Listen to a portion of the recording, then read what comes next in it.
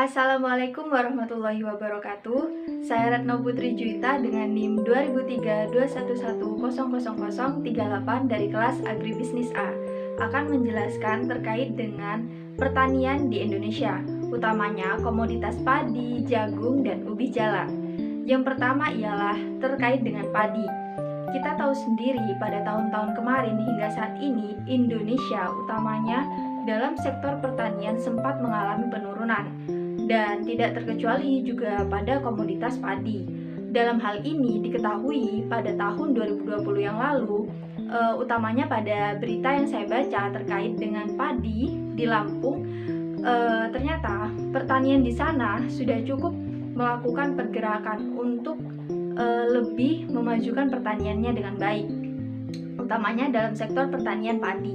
Sebab kendala apapun yang kita alami, utamanya dalam membasmi corona sendiri, seiring perkembangan waktu banyak hal yang terhenti karena adanya virus tersebut.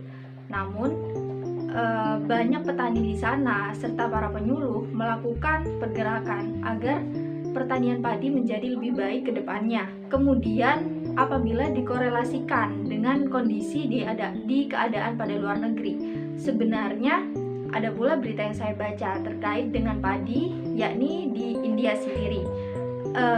Bukan hanya di India, kalau soal jagung, padi, ubi kayu, dan lain sebagainya, biasanya memang bahan pokok utamanya akan mengalami kenaikan harga pada hari-hari tertentu, utamanya pada perayaan-perayaan besar seperti Idul Fitri misalnya di Indonesia. Ternyata di luar negeri juga pada hari-hari besar tertentu harga-harga bahan pokok juga turut melambung naik. Hal ini diketahui pada salah satu media berita di India. Menurut saya terkait dengan hal ini tentang pertumbuhan padi di Indonesia dalam masa pandemi, ini merupakan pergerakan yang bagus bagi kita. Sebab apa?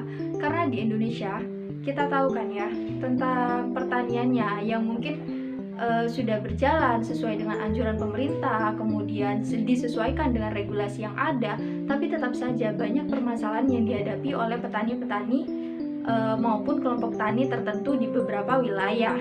Biasanya kalau ditelisik lebih jauh, hal ini ada kaitannya dengan sinergi antara petani, kelompok tani maupun para penyuluh yang ada.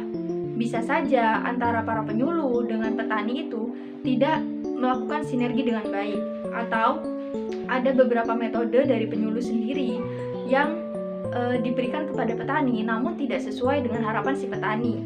Maka dari itu, menurut pendapat saya, untuk menyelesaikan beberapa permasalahan utamanya di beberapa wilayah, tentunya antara wilayah yang satu dengan yang lainnya biasanya itu mengalami permasalahan yang berbeda. Maka dari situ biasanya untuk penyuluh pertanian sendiri, terus dari kita muda-mudi petani muda ini, kita bisa mengajak berbincang secara hati ke hati dengan kelompok tani, beberapa petani. Kita tanyakan apa kendala yang mereka alami, apa yang mereka butuhkan, solusi apa yang selama ini mereka sudah galakkan, seperti itu.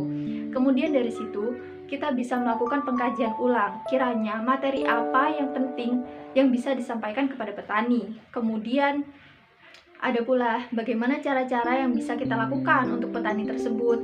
Kemudian ada metode apa yang sebaiknya kita lakukan. Dan menurut saya sendiri, kalau ada contoh kasus seperti pada Nangro Aceh Darussalam, nah di sana sendiri itu memiliki suatu kepala adat.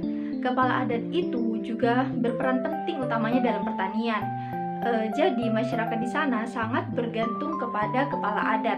Nah, untuk hal tersebut, maka metode yang bisa kita gunakan ialah metode pendekatan dengan hubungan perseorangan, yakni ke kepala adat dulu dari para penyuluh. Nah, sebab kepala adat yang memiliki peranan penting di sana, saat kita ajak berbicara, kita ajak berbincang terkait permasalahan yang ada, kemudian cara penyelesaiannya, kita akan lebih melakukan koordinasi dengan tertata. Sebab si kepala adat tersebut akan melakukan koordinasi dengan para kelompok tani yang ada di Nangro Aceh Darussalam.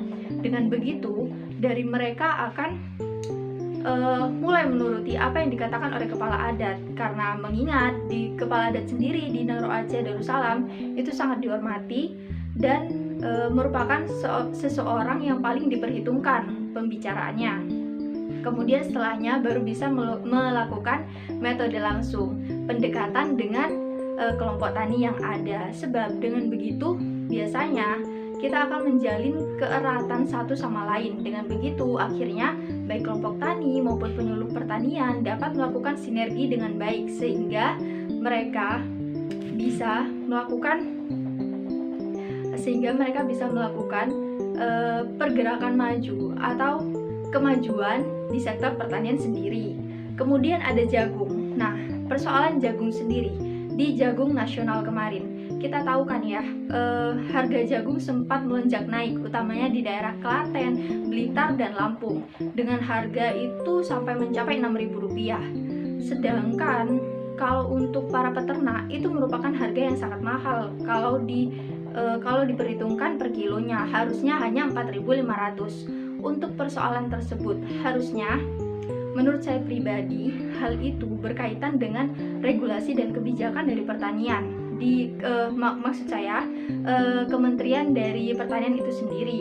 Kemarin dari Bapak Presiden bahkan menjanjikan kepada 3 daerah tersebut akan menurunkan harga jagungnya sendiri 4.500 per kilo, sesuai seperti apa yang ada. Sebab menurut para petani itu sangat merugikan mereka, karena akan berimbas pada pakan ternak, karena jagung tersebut kan digunakan sebagai pakan ternak. Nah, untuk itu imbasnya juga akan kepada protein hewani yang dijual, misalnya seperti telur itu.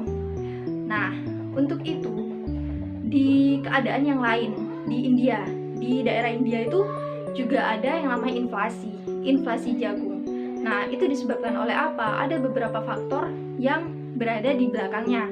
Nah, itulah sebabnya kenapa harusnya kembali saya tekankan bahwa peran penyuluh pertanian dan sinergitas dengan masyarakat itu, utamanya kelompok tani, sangatlah penting. Maka yang saya baca di daerah India, karena adanya inflasi tersebut, akhirnya dari penyuluh dan kelompok tani maupun para petani yang ada itu akhirnya melakukan gerakan bersama. Mereka sama-sama bekerja sama untuk menangani inflasi, utamanya yang berkaitan dengan komoditas jagung di India. Kemudian ada ubi kayu. Ubi kayu di Lampung mengalami serangan bakteri, dan di negara lain ialah di Nigeria, yakni terdapat serangan virus terhadap ubi kayu. Sebenarnya untuk menangani serangan virus dan bakteri kepada tanaman, ini yang perlu ditekankan kepada para petani. Harusnya dari petani sendiri bisa melakukan pengolahan atau penanggulangan terhadap adanya serangan hama, kemudian gulma, dan lain sebagainya. Itu tidak harus selalu menggunakan bahan kimia. Yang pernah saya temui bahwasannya orang-orang atau para petani biasanya lebih memilih untuk menggunakan bahan-bahan kimia sebagai penanggulangan hama dan gulma, sebab mereka menganggap bahwa hal tersebut itu lebih cepat, lebih efisien, dan tidak memakan waktu yang lama, juga dalam segi ekonomis lebih rendah. Sedangkan jika menggunakan alat penanggulangan dengan cara yang ramah lingkungan, mereka menganggap itu merupakan suatu hal yang lama. Kita juga mengeluarkan biaya yang lebih untuk itu. Nah, di sini yang perlu digarisbawahi untuk suatu pertanian, tidak hanya ubi kayu saja sebenarnya, itu harus memperhatikan sumber daya alam yang ada, sumber daya lingkungannya juga. Jadi dalam pertanian tersebut kita bisa menggunakan cara alami dalam menanggulangi hama maupun gulma itu dengan bahan-bahan yang ramah lingkungan.